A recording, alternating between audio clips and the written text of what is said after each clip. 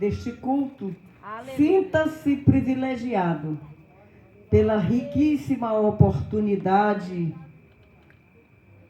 de poder ouvir a mensagem libertadora que conduz para a eternidade. Glória a Deus. É a única mensagem universal que conduz para a eternidade.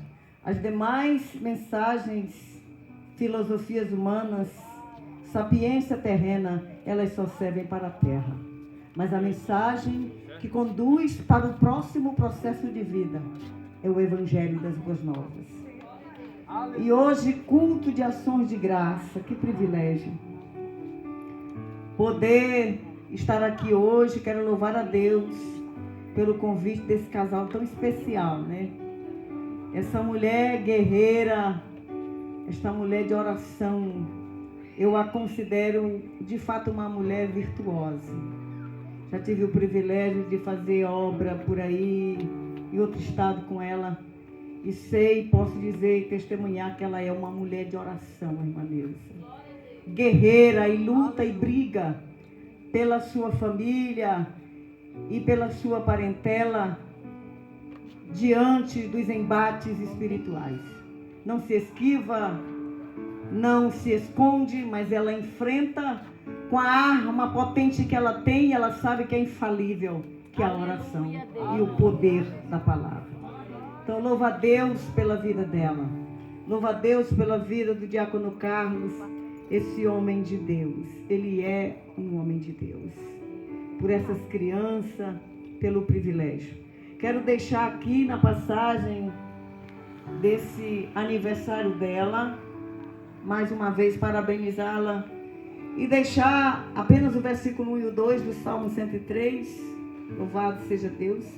Bendize a minha alma ao Senhor e tudo quanto há em mim, bendiga o seu santo nome. Eita, Bendize a minha alma ao Senhor e não, nunca, jamais te esqueça de nenhum dos seus beneplácitos, dos seus benefícios, dos seus feitos. Aleluia. Que esta seja, aleluia, louvado seja Deus, a minha mensagem de todo o coração. Aleluia. Que Deus continue abençoando esta família, em nome de Jesus. produzindo milagres, revelando, falando, descendo dentro desta casa e fazendo coisas extraordinárias como Ele tem feito até aqui. Louvado seja Deus. Que Ele continue com a proteção dele sobre a vida destas crianças. Ele está sempre revelando tudo, falando tudo, avisando tudo, porque Ele é Deus que sabe cuidar, como ninguém. Louvado seja Deus. E a toda a igreja, nosso querido pastor, presidente, pastor Luciano, esse homem de Deus, a nossa amada missionária Cristina, que Deus continue abençoando. Louvado seja Deus, todo o ministério, a todos em nome de Jesus.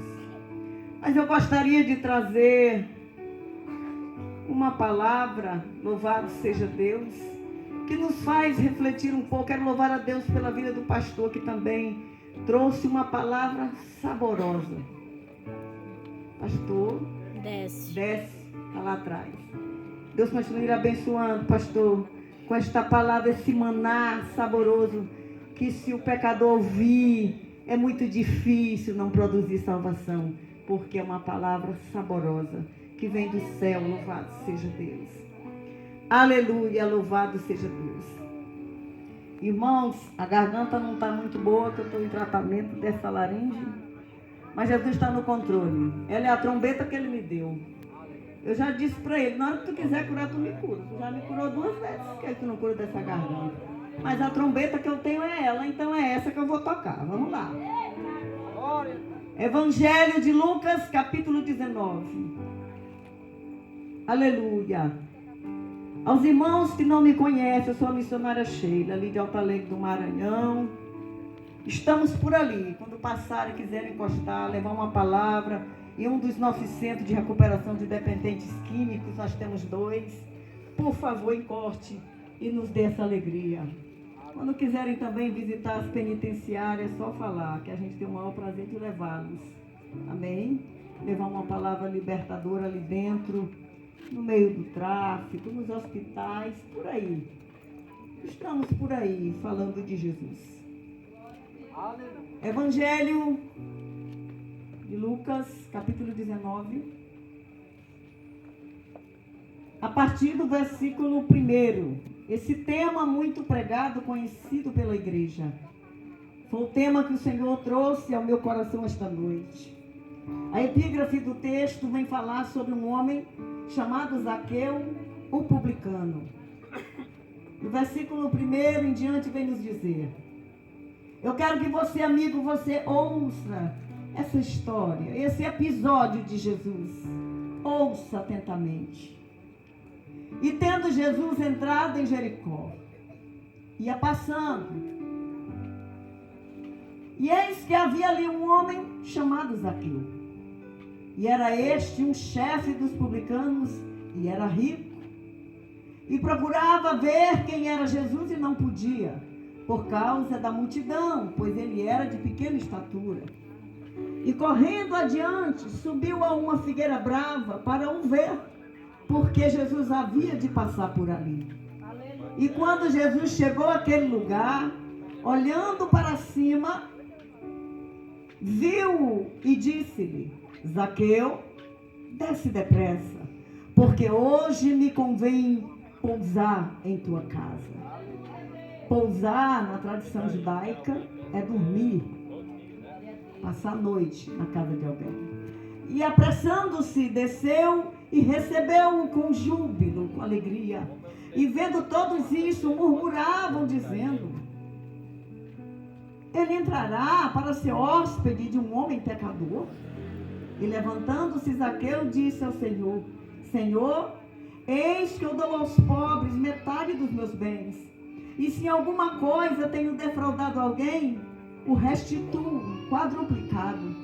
E disse-lhe Jesus: hoje veio a salvação a esta casa, pois também este é filho de Abraão, porque o Filho do Homem veio buscar e salvar o que se havia perdido.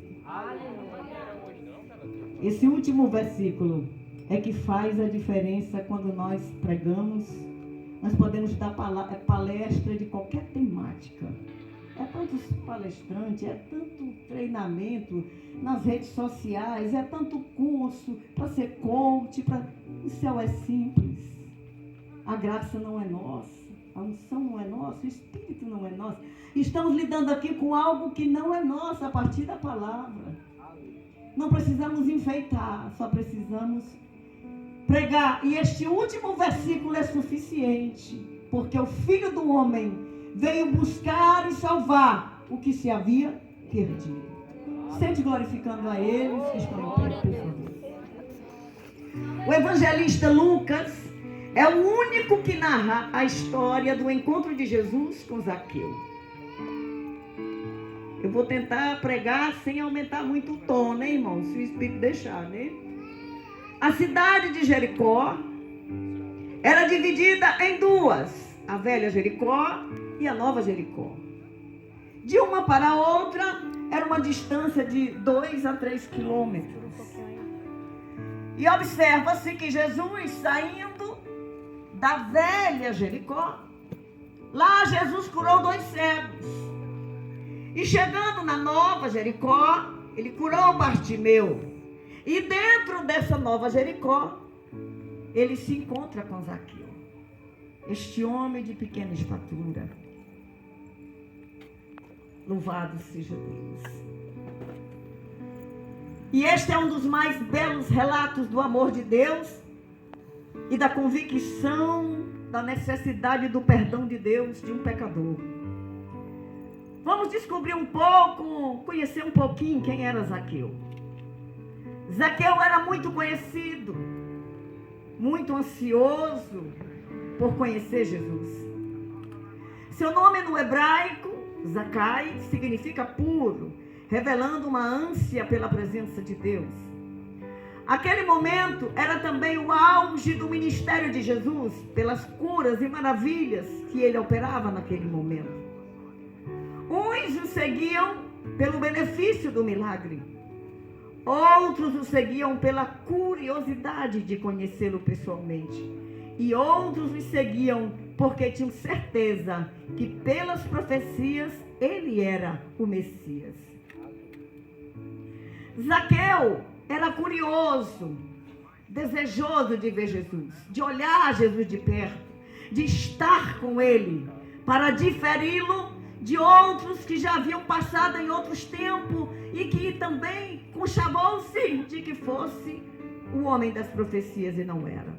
Então ele queria tirar essa dúvida pessoalmente.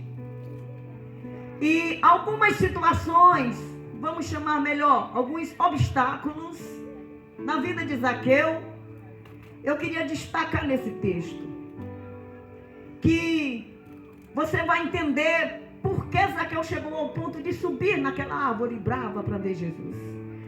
Que situação havia, que consequência havia no coração de Zaqueu a esse ponto? Ele era importante, rico. Que necessidade havia dele andar procurando saber quem era Jesus, a ponto de subir numa árvore, uma atitude que não era comum? Louvado seja Deus. Mas eu queria destacar alguns obstáculos. O primeiro obstáculo era o cargo que Zaqueu tinha. Era o seu trabalho profissional, a sua profissão. Um cargo de confiança, uma ocupação que colocava ele longe de Deus. Os publicanos nos tempos de Jesus em Israel eram a classe mais odiada por Israel. Essa classe era considerada, segundo os contextos neotestamentários, ela era considerada como os traidores da pátria. Eram judeus a serviço de Roma, com uma única função: cobrar impostos dos seus patrícios. Pois Roma havia tomado a Palestina há algum tempo a fio da espada, e isso deixou uma mágoa e uma inimizade no coração dos judeus com todos os que se aliavam a Roma. E os publicanos eram aliados de Roma. O jugo de Roma gerava muitas guerras e os publicanos empobreciam a economia de Israel.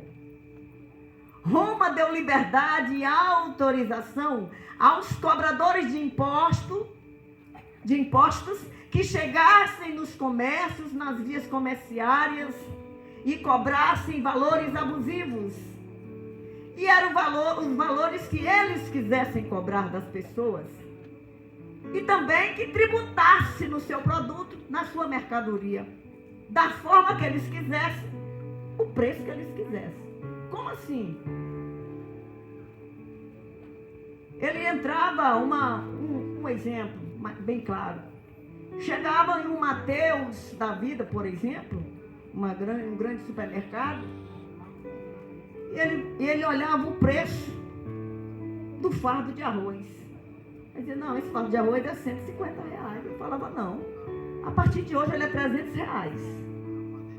Quanto é que está o leitinho? Está tanto. Pois a partir de hoje ele é R$50, ele é R$60. Eles tinham o poder de tributar sobre os produtos, além de cobrar impostos abusivos, que eles diziam o valor dos impostos. Aleluia. E assim eles eram odiados. Odiados. Eles extorquiam a sociedade, a todos. Escute isso como é interessante. Quando eles chegavam em um estabelecimento de um empresário, de um comerciante, proprietário do estabelecimento comercial, e aquele dono do estabelecimento não tinha condições de pagar os valores altos que eles tinham deixado, o próprio publicano, que já era rico, lhe emprestava o valor que ele precisava para quitar a dívida com ele mesmo, a juros abusivos, extorquindo mais ainda e deixando eles em uma situação decadente. A economia da cidade da época de Israel estava afundando na mão dos publicanos. E daí também, segundo pesquisa, surgiu um sistema de agiotagem ilícita. E quando o comerciante não podia pagar as parcelas daquela agiotagem, eles tomavam suas mercadorias e seus bens. Assim eram odiados. Os rabinos queriam que eles fossem mortos até, que seus direitos sociais fossem proibidos. Os publicanos não podiam serem vistos em público, a não ser que estivessem em serviço, mas eles não podiam estar em festividades, em comemorações. Eles não podiam ir à sinagoga, ouvir a leitura das escrituras. Eles não podiam ser vistos orando, porque eles tinham um elo com os deuses de Roma e os deuses da Grécia. E eram cobrados, inclusive de Zaqueu, que era o chefe, ele era chefe, ele era o maioral dos publicanos. Ele tinha o encargo de administrar toda aquela lambança da época. E ali Zaqueu tinha essa rotina. Zaqueu não tinha vida, o dinheiro dele aprisionava ele. Ele não tinha vida social e ele nem conseguia cumprir a liturgia das idolatrias que os romanos cobravam de que os publicanos vivessem aquela idolatria.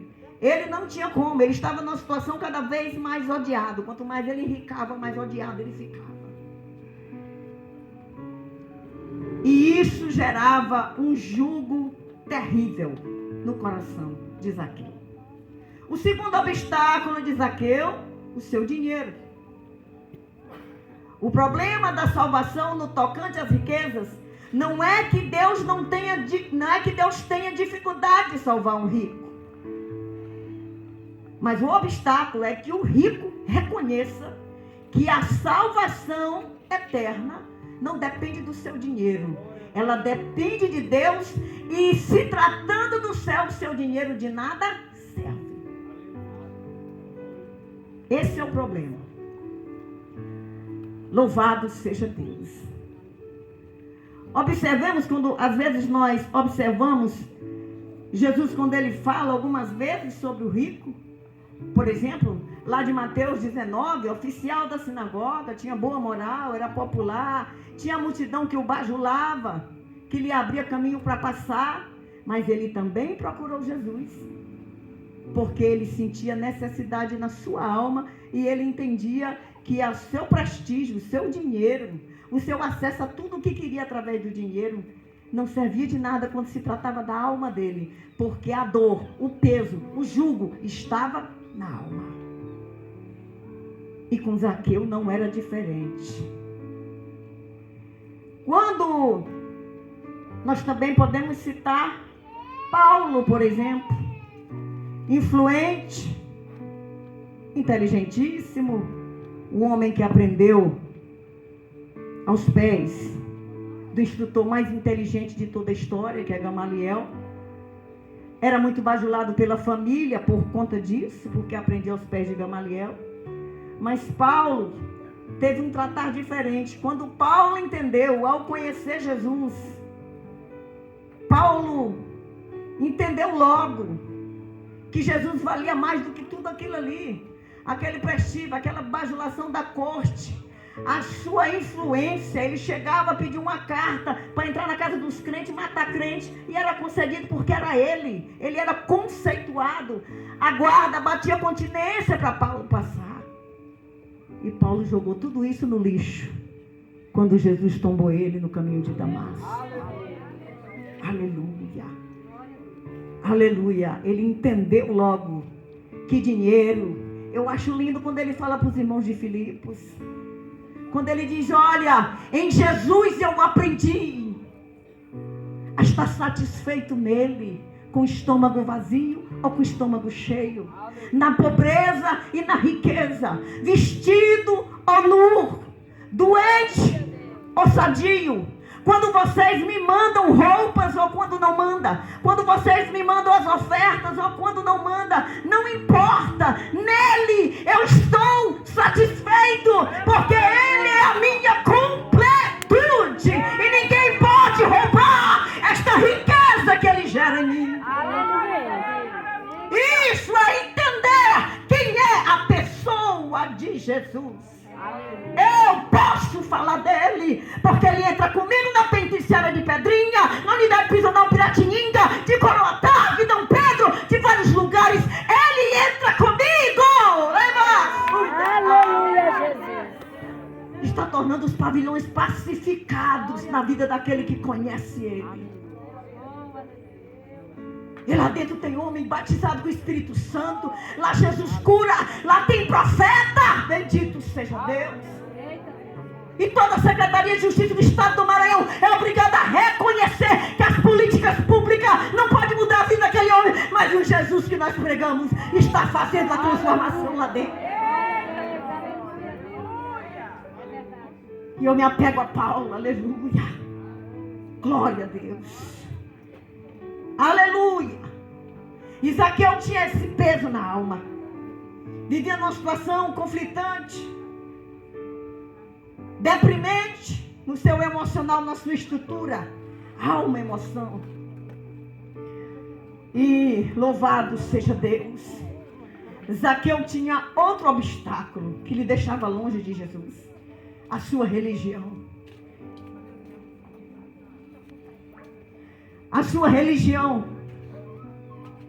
Zaqueu, por não poder realizar as liturgias do judaísmo, porque não podia andar nas ruas, estava impedido de orar nas praças, não podia entrar na sinagoga, ele estava em falta com as suas idolatrias e crenças, e era cobrado por isso. Obrigada, amada. E Jesus aqui, quando conhece Zaqueu, que ele olha para aquela árvore, Jesus já sabia que Zaqueu estava escondido na árvore. Aleluia. Aleluia. Se você estiver sentindo a presença dele, por favor, dê um glória para ele, porque eu estou sentindo a presença dele muito forte aqui. Jesus já sabia que ele estava ali, esperando por ele. Louvado seja Deus. O obstáculo da religião causava tantas coisas. Por que Zaqueu não foi atrás de Jesus na praia, durante o dia, onde ele operava os milagres? Por que ele não foi atrás, lá, onde ele ficava, na sinagoga, durante o dia, em público, para todo mundo ver? Ele era cativo do seu próprio dinheiro, da sua própria situação e da sua religião. Ele não tinha liberdade para fazer isso, embora desejasse. E ele resolveu ir escondido. Ele só esqueceu que aquele Jesus que ele procurava, ele é onisciente, ele é onipresente, ele sabe de tudo. Todas as coisas estão nuas, patentes diante dele. Ninguém se esconde dele, não há como se esconder. E quando ele escolhe alguém, ele vai buscar lá onde estiver. Aleluia. Aleluia. Bendito seja Deus. Aí quando Jesus diz: Zaqueu, desce depressa. Jesus aqui quebra o protocolo. Aleluia. Louvado seja Deus. A religião dele podia ter vários protocolos para que ele obedecesse e que ele precisasse andar escondido, mas Jesus quebra esse protocolo na frente dos que estavam com ele. Louvado seja Deus. Aleluia. Muitas das vezes a religiosidade impõe obstáculo para se ir ao céu, faz divisão. Só serão salvos quem ela diz que é salvo. Se dependesse disso, nenhum de nós chegaríamos a lugar algum, porque todos nós temos uma lista de pecados. A religião determina quem é o digno da salvação. Aí Jesus chega e declara: eu vim para buscar e salvar. Aleluia, aleluia.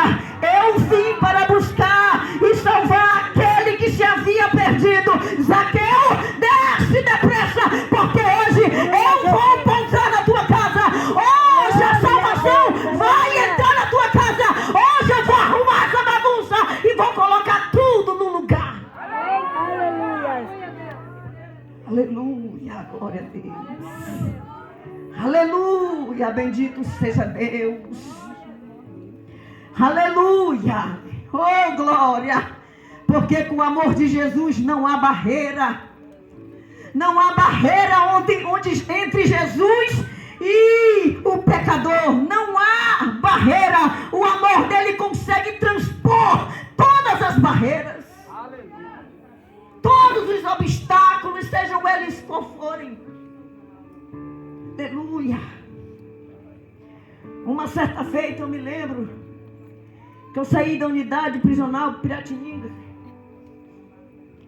E o moço do carro estava lá na frente esperando o carro que vinha de Bacabal voltando.